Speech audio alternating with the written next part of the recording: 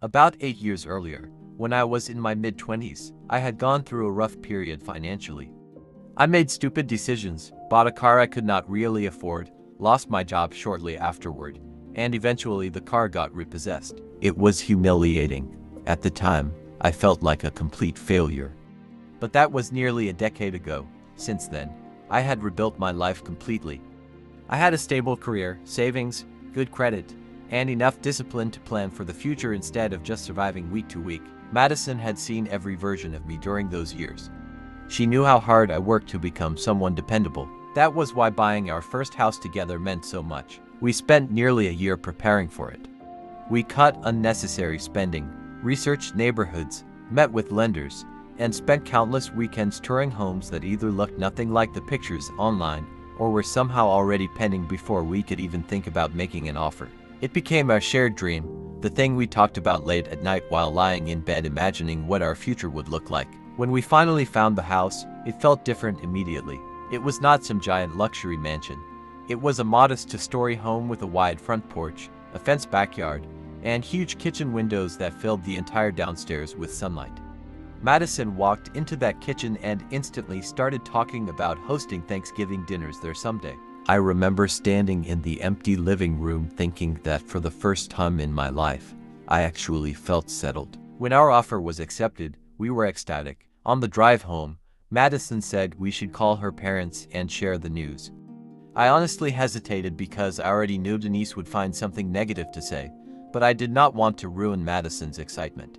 So we called them together while sitting in the parking lot outside a grocery store. At first, the conversation seemed normal. Walter congratulated us. Denise asked questions about the neighborhood, the mortgage, property taxes, and the inspection. Some of it sounded reasonable. Then her tone changed. "Are you sure this is a good idea financially?" I explained that we had been planning this for a long time and had prepared carefully. I thought that would be enough. Instead, Denise laughed softly in that condescending way she had whenever she was about to insult someone. "Well, I bet you thought buying that car 8 years ago was a smart financial decision too." For a second, I genuinely thought I had misheard her. Madison immediately looked uncomfortable. I felt my entire body tense up. Out of all the things she could have said, she chose to throw one of the lowest points of my life directly into my face during one of the happiest moments I had experienced in years. I tried to stay calm and told her that situation happened almost a decade ago and had nothing to do with our current finances. But Denise kept going. She started questioning whether Madison could really trust me with such a huge commitment. Then she said something that honestly still stings when I think about it. She said she found it concerning that she barely knew anything about my personal life because I never shared things with her. I almost laughed. Why would I share personal details with someone who weaponized them the second conflict appeared? The conversation spiraled from there. Denise accused me of being secretive. I told her she was being unfair. Madison kept trying to calm both of us down while Walter occasionally muttered weak attempts to change the subject. Eventually, I ended the call before I said something I would regret. The excitement of buying our first house disappeared instantly. That night, Madison apologized repeatedly for her mother's behavior. I told her I was not angry at her, but I made one thing very clear. I wanted an apology from Denise before I was willing to move forward. I was not asking for anything dramatic. I did not need some grand emotional speech. I just wanted her to admit she crossed a line. Apparently, that was too much to ask. Days passed with nothing, then weeks. Madison spoke to her mother multiple times. Walter tried talking to her too. Clara even told Denise she was being ridiculous. Denise refused to apologize every single time. According to her, she was just being honest and looking out for her daughter. Eventually, Denise sent a message saying she would apologize if we all met for dinner. The request immediately made me uneasy. I knew exactly how these dinners usually went. Denise would turn it into a public performance where she controlled the conversation while everyone else sat there uncomfortable. I asked if we could simply talk over the phone instead.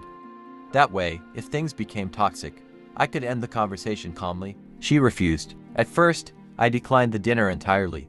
Then, after more pressure from Madison, I reluctantly agreed because I could see how much this was affecting her. The moment I agreed, Denise suddenly changed her mind and announced too much time had passed and she no longer saw the point in apologizing. That was the moment something hardened inside me. It stopped feeling like a misunderstanding and started feeling intentional. Like she wanted me to chase her approval while she dangled basic respect over my head. Meanwhile, Madison felt trapped in the middle. She had always been extremely close to her parents. Sunday dinners, weekend visits, holiday traditions, random errands with her mom during the week. They were deeply involved in each other's lives. Even after everything happened, Madison still continued seeing them regularly. I understood why.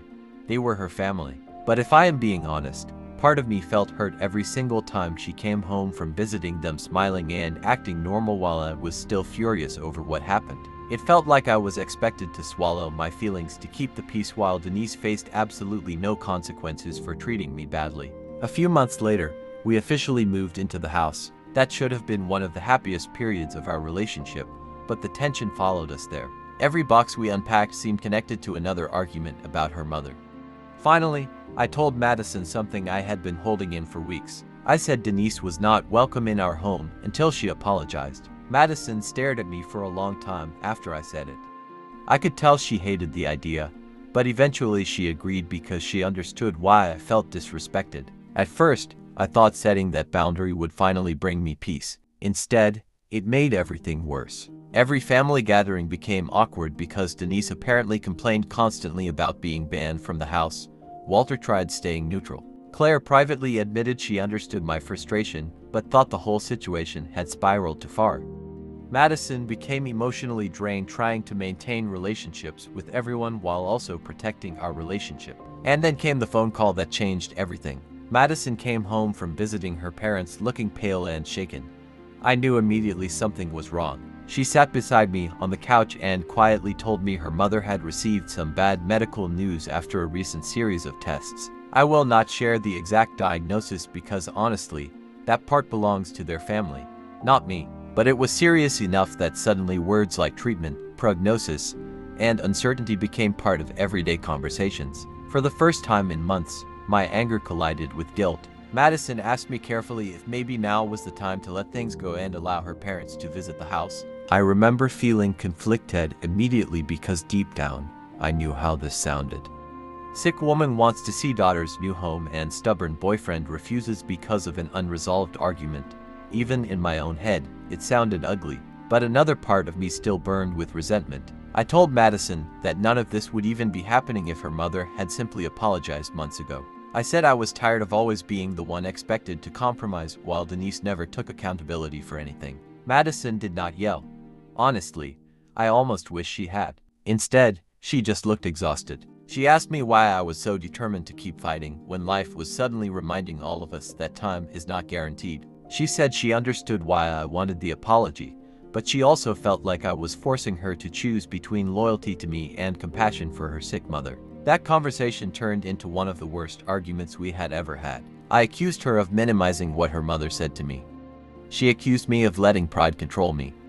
I said nobody cared about my feelings in this situation. She asked if I cared about hers. At one point she looked at me with tears in her eyes and asked, "Do you really want this to become the memory we carry forever if something happens to her?" That question haunted me. Still, I refused to back down. Over the next week, the atmosphere in our home became painfully tense. We barely spoke outside basic conversations about work or groceries. One night I walked into the kitchen and found Madison quietly crying while unpacking dishes we still had not organized properly since moving in. That image broke something inside me, not because I suddenly believed Denise was innocent.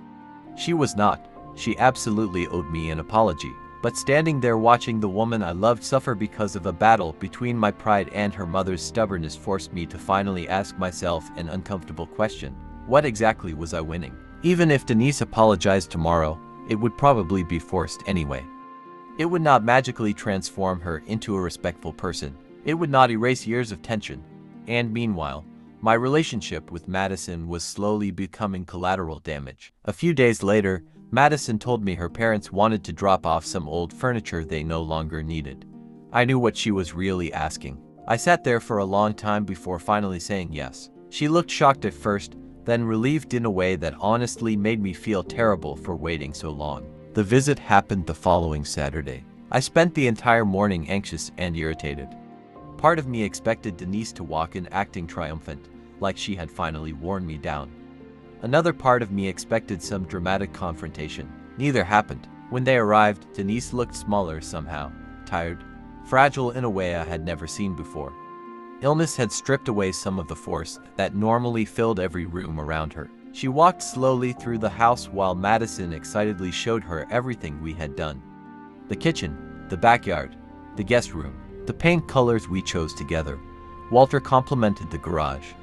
Denise ran her hand softly across the kitchen counter and said it was beautiful. And then something unexpected happened. While Madison and Walter stepped outside to look at the garden, Denise stayed behind with me in the kitchen. For a few seconds neither of us spoke. Then she sighed and quietly said, "I know you think I hate you." I did not answer. She looked down at the counter before admitting she had been harsh during that phone call months earlier. Not exactly a full apology, not the clean acknowledgement I wanted, but closer than anything I thought I would ever get from her. Then she said something I genuinely did not expect. She told me watching Madison build a life with someone else scared her because for years she had been the center of her daughter's world. She admitted that when we bought the house, it suddenly became real that Madison no longer needed her the same way anymore. That did not excuse her behavior, but for the first time, I understood it. Not all cruelty comes from hatred. Sometimes it comes from fear. I told her bringing up my past the way she did was humiliating and unfair. She nodded quietly and said she knew. That was it. No dramatic reconciliation. No movie moment where we hugged and became family overnight. But the hostility softened enough for both of us to finally step away from the edge. After they left, Madison wrapped her arms around me in the kitchen and thanked me.